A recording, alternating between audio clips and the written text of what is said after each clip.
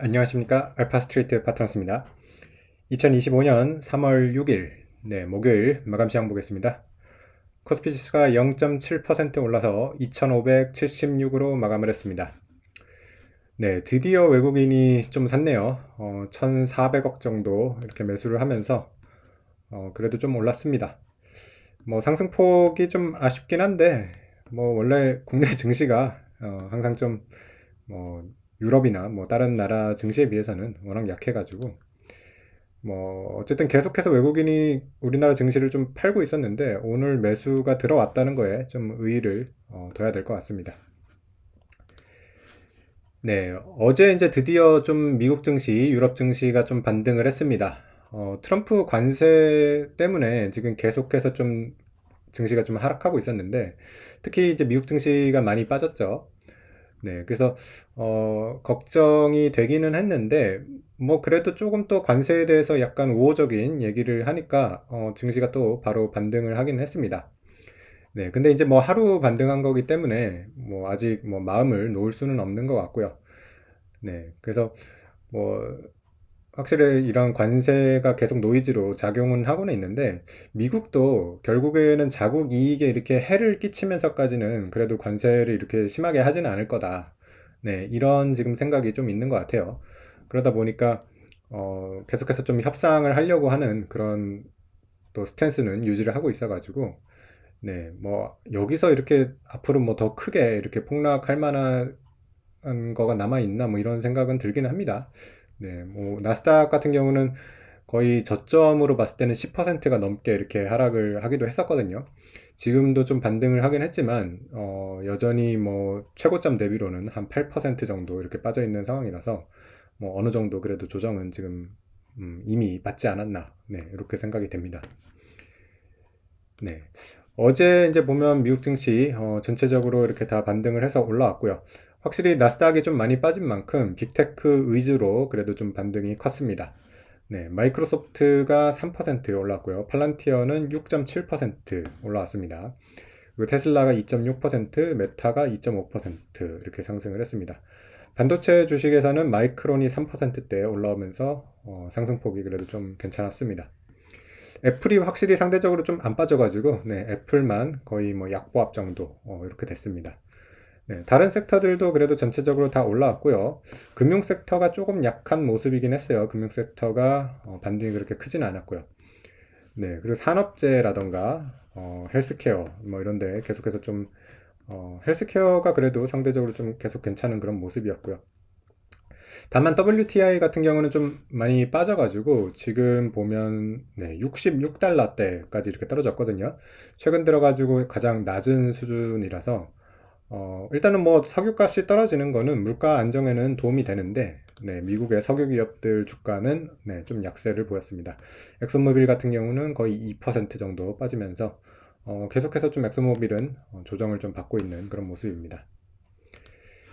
그래서 어제 같은 경우는 유럽 증시도 많이 올랐어요. 유로스톡스 50 같은 경우 거의 2% 가까이 이렇게 반등을 하면서 유럽 증시 같은 경우는 사상체호가 대비 한 2%도 안 빠졌어요. 1.5% 이 정도 빠진 것 같은데 그래서 여전히 가장 강한 증시는 유럽 증시인 것 같습니다.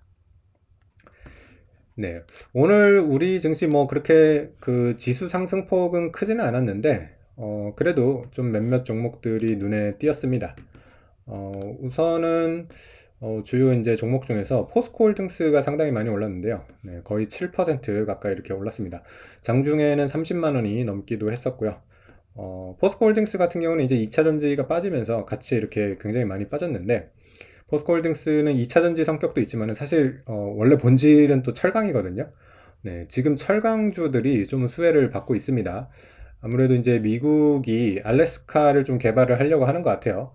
그래서 여기에 이제 한국 기업들의 이제 좀 참여가 필요하다. 이런 얘기가 좀 나오면서 우리나라 이제 철강주들이 상당히 강한 모습을 보였습니다. 그래서 지금 2차 전지 같은 경우는 못 오르고 있거든요. 오늘 에너지 솔루션도 거의 보합이었고요. 그래서 2차 전지가 반등을 하지는 못하고 있는데 또 포스코홀딩스는 철강 쪽이 좀 좋을 거라고 이렇게 생각이 되면서 이렇게 크게 반등을 한 그런 모습이었습니다. 네, 그리고 또 다른 종목들 보면 네이버랑 카카오가 좀 크게 반등을 했어요. 네이버가 5.5% 올랐고요. 카카오가 4.6% 이렇게 상승을 했습니다. 네, 그리고 금융주도 괜찮았습니다. 메리츠 금융주주가 3.8% 올랐고요. 그리고 하나금융주주도 2.9% 이렇게 상승을 했습니다. 메리츠 금융지주 같은 경우는 저번에 이제 홈플러스가 이제 그 법정 기업 해상 절차를 이제 신청을 했죠. 그러면서 좀 그때 하루 빠지긴 했었는데 바로 이렇게 또 다시 올라왔습니다. 확실히 뭐 좀 우려도 있긴 했지만은 메리츠 금융지주에 그렇게 큰 타격은 없을 거라고 이렇게 보는 것 같고요. 오늘 장중에 12만 7,400원까지 가면서 오히려 사상 최고가를 다시 또 경신하는 그런 모습입니다. 그래서 메리츠 금융지주가 뭐 그렇게 재미는 없어 보이는데 아주 꾸준히 이렇게 잘 올라오고 있습니다. 지금 1년 차트를 봐도 네, 상당히 이렇게 잘 올라오고 있습니다. 주주환원 우리나라에서 제일 잘하는 기업이죠. 네, 그러다 보니까 계속해서 자사주 소각 계속하고 있고요. 어, 주식이 미국 주식처럼 이렇게 좀 우상향을 할 수 있는 그런 종목 중에 하나가 아닌가 생각이 됩니다. 지금 이제 추정 PER이 거의 10배 정도까지 올라왔기 때문에 메리츠 금융주주가 뭐 아주 싸다고는 볼 수는 없습니다. 우리나라 금융주 중에서 PER 10배를 받으면 거의 지금 최고 수준을 받고 있는 거거든요. 네. 그래서 이제 PER이 여기서 더 높아지기는 좀 쉽지는 않을 것 같고, EPS 자체가 늘어나면 뭐 주가가 계속해서 좀 더 올라갈 수 있지 않을까 그렇게 생각이 됩니다. 네, 그리고 오늘 조금 우리나라 증시가 특이했던 점이 코스피는 그래도 올라왔는데 코스닥이 많이 빠졌어요. 코스닥은 1.6%나 빠지면서 상당히 이렇게 분위기가 좀 상반됐는데 아무래도 이제 3월 말에 공매도가 재개가 되면 코스닥이 좀 많이 빠지지 않을까 하는 그런 우려가 좀 있는 것 같습니다. 아직 뭐 3월 6일이라서 좀 많이 남은 것 같긴 한데 워낙 이제 시장은 미리미리 이렇게 움직이기 때문에 코스닥 같은 경우는 좀 아무래도 이제 실적이나 이런 것들이 너무 안 좋아가지고 그 좀 빠질 수 있는 그런 뭐랄까 빠질 수 있는 그런 네, 그 가능성은 좀 높은 것 같습니다. 실제로 지금 그 PER을 보면 코스피 같은 경우는 뭐 13배 정도니까 뭐 그렇게 뭐 비싸다고 볼 수는 없을 것 같아요. 근데 코스닥 PER을 보면 정말 놀랍습니다. 지금 123배가 나오거든요. 네, 그래서 코스닥 기업들이 그만큼 지금 돈을 못 번다는 얘기인 거고 사실 PER로 봤을 때는 코스닥은 거의 버블 수준입니다. 지금 전 세계 어느 증시를 찾아봐도 PER이 123배씩 되는 이런 증시는 없거든요. 그래서 사실 코스닥은 반토막이 난다고 해도 PR이 60배이기 때문에 네, 반토막이 나도 이상하지 않은 그런 수준이긴 합니다. 그래서 이게 이제 코스닥이 빠지거나 아니면 이제 코스닥의 기업들의 이제 이익들이 많이 올라와야 되는데 글쎄요, 코스닥 기업들의 이익들이 뭐 여기서 막 2배 이렇게 올라오면 좀 해소가 되는데 코스닥 기업의 그런 수익성이 그렇게 좋지가 않기 때문에 네, 아무래도 공매도가 재개가 되면 특히 이제 롱숏 펀드 같은 경우는 이제 좋은 기업들을 롱을 이제 잡고 이제 나쁜 기업들은 이제 숏을 잡는데 코스닥 기업들이 이제 숏 베팅이 좀 많아지지 않을까 네, 그런 생각이 좀 듭니다. 그래도 어쨌든 우리 시장이 좀 이제 공매도가 재개되고 그러면 좀 정상화가 되는 거니까요. 좀 지나치게 이렇게 그 실적 대비 비쌌던 종목들은 좀 떨어질 가능성이 있겠고요. 반면에 이제 저평가 받았던 이런 기업들은 좀 올라올 수가 있어가지고, 네, 그런 것들을 좀 아마 4월부터는 그런 움직임이 좀 있지 않을까 그렇게 생각이 됩니다.